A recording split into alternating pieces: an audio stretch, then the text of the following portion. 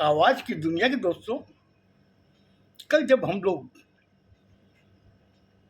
भरतपुर के झूलता बंडा को देख के जब निकले और होटल आए, तो हमारे साथ जो एक सज्जन थे जो हमसे 4-5 साल बड़े थे, उन्होंने कहा कि भारत में बहुत ऐसी आश्चर्यजनक इमारतें, मंदिर बने हुए हैं जिसको हम लोग जब देखते हैं तो सोचते हैं कि आज की साइंस कुछ नहीं है। हम लोगों ने जो डेवलपमेंट किया है, वो जो डेवलपमेंट था उसका कोई मुकाबला नहीं है। तो हमने कहा ऐसा कौन सी चीज़ें बताइए आप हमें। हम लोग जो 3 जने और बैठे हुए थे, चौथा वो जो बोल रहा था, उसने जब कहा, लेकिन मैं आपसे क्षमा चाहता हूँ कि कल जो मैंने आपको बताया कि उड़ीसा में टीकमगढ़ टीकमगढ़ नहीं है साहब, उसका नाम है टीटलागढ़। उसके लिए मैं क्षमा चाहता हूँ और क्षमा प्रार्थी हूँ। अब उसके आगे की सुनिए। जब उसने उससे कहा कि एक उड़ीसा में एक गांव है जिसका नाम है टीटलागढ़, और वहां पर पूरा गांव पत्थरों में बसा हुआ है। मुश्किल से कोई घर होंगे तो 50 घर होंगे बस, बाकी पूरा गांव सॉलिड पत्थरों का है। जबकि वहां का टेम्परेचर गर्मी के अंदर 45 डिग्री होता है। आदमी घर से जब निकलता तो पसीने पसीने पूरा शरीर उसका पसीनों में तरबतर हो जाता। तो उसने कहा कि यार ऐसी जगह तो चलो चलते हम लोग। बोले फिर एक काम करते हैं, हम लोग कल जाने की व्यवस्था करते हैं। तो दूसरे दिन हम लोग वहां से उड़ीसा की तरफ निकले। एसी रूम, एसी कंपार्टमेंट था, एसी 2 टायर। हम लोग 4 जने थे। एक ही केबिन में 4 बर्थ होती है, एक अपर एक लोअर, उसके सामने भी एक अपर एक लोअर। हम लोग चारों दोस्त बैठे हुए आपस में बातें कर रहे थे।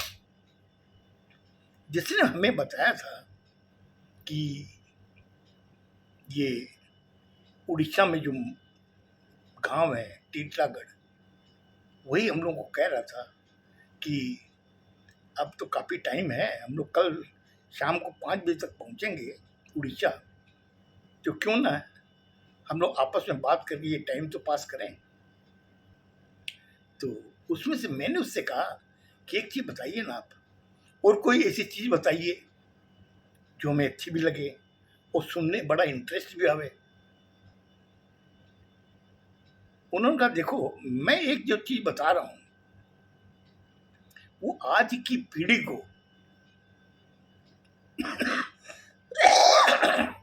शिक्षा लेने लायक है। इसमें एक सीख भी है, एक शिक्षा भी है, वो एक अनुभव भी है। हमने कहा बताइए ऐसी क्या चीज़ है, ऐसी क्या कहानी है जिसको सुन के हमें अच्छा लगे। तो उसने फिर इधर उधर देखा, जबकि कंपार्टमेंट, एसी कंपार्टमेंट की सारी खिड़कियां बंद रहती है, लेकिन उसने बाहर का थोड़ा सा नज़ारा लिया, खिड़की बंद होने के बाद भी नज़ारा लिया। फिर उसने कहा कि अब मैं आपको एक चीज़ बता रहा हूँ, वो मेरे साथ ही बीती हुई है। हमने कहा आपके साथ बीती हुई है? बोला हाँ, मेरे साथ ही बीती हुई है। मेरे एक दोस्त हैं जो बचपन के दोस्त हैं। बोले फिर? वो बोला हम लोग में काफ़ी घनिष्ठता भी थी, मतलब महीने में कोई 25 दिन हम लोग साथ ही रहते थे। साथ रहने का मतलब ये है कि सुबह से लेकर शाम तक हम लोग साथ में, फिर वो अपने घर चल जाए, मैं अपने घर चल जाऊँ। कुछ समय बाद मेरे दोस्त की शादी हुई। फिर फिर क्या होना था, सुंदर सी बहू आई घर के अंदर। सुंदर सी बहू आ गई, आने के बाद के अंदर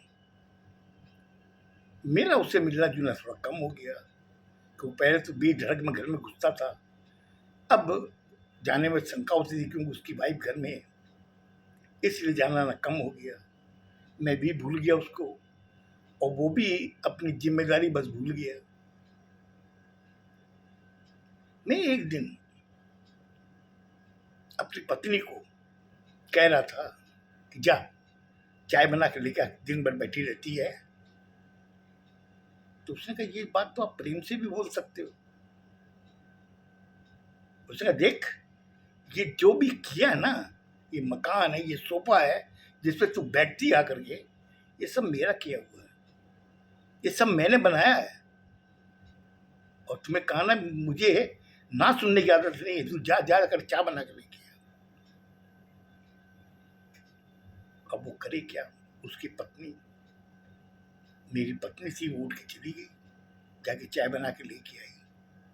आके उसने कहा कि लीजिए। उसने कहा देखा, ये चाय में जो दूध, चीनी, चाय पत्ती सब मेरी लाई हुई है, ये मेरी वजह से ये घर चल रहा है।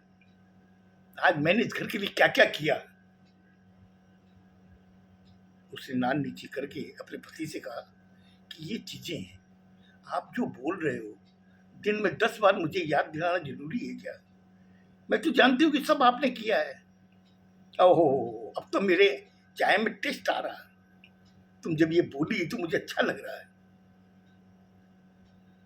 आज तो चाय पीने का आनंद ही आ गया। लेकिन तू सोच, मैंने अपनी जिंदगी में कितनी मेहनत की और किस हिसाब से मैंने एक घर बनाया है। ये सब मेरा बनाया हुआ है। आज जिस सोफे पे बैठ के मैं चाय पी रहा हूँ ना, वो जो जिस कप में चाय पी रहा हूँ, वो भी मेरा खरीदा हुआ है। फिर उसने नरम भाव से कहा कि देखिए जी, आप जो कुछ भी किए हो, और ये मुझे मालूम है सब आपका ही किया हुआ है। अरे तू इसको गिनाना जरूरी है क्या? अरे सुन, तू अगर मेरे साथ में शादी नहीं होती ना, न जाने किसी गरीब के पल्ले पड़ती, वहां पे ये सुख सुविधा तुमको मिलती क्या? वो हम लोग तीनों दोस्त उसकी ये बातें सुन रहे थे। उसने कहा कि ठीक है, मेरे भाग में था और मैं आपके पल्ले पड़ गई। पल्ले नहीं पड़ी, ये तो मैंने तरस खाया, तुमसे शादी कर ली। वरना किस गरीब के घर में रहती, वहां पर सुबह खाना मिल जाए तो शाम का जुगाड़ नहीं होता। सोच, आज तेरे पास में क्या चीज की कमी है? घर का मकान है, गाड़ी है, बाहर बगीचा बना हुआ है, ऐसो आराम कर रही है तुम। फिर उसने नरम भाव से कहा कि देखिए, हर चीज के अंदर आप ये चीज क्यों ले आते हो कि आपने किया है? ये चीज तो मैं भी जानती हूँ कि जो भी किया आपने किया है। हाँ, अब चाय, आखिरी चाय की चुस्की का भी आनंद आ रहा है। तूने दिल खुश कर दिया मेरा कि सब मैंने किया है। हमने कहा हाँ जी, आप ही ने किया है। उसके बाद में उसने कहा ठीक है, तो एक काम कर, घर में अपना काम चलता ले, मैं जब तक बाजार जाके आता हूँ। बोले वो, मैं बाजार चला गया। बाजार से 2 घंटे बाद में वापस आया, पत्नी बर्तन मांज रही थी। मैंने उससे कहा कि दिन भर खाली बर्तन मांजती रहेगी क्या?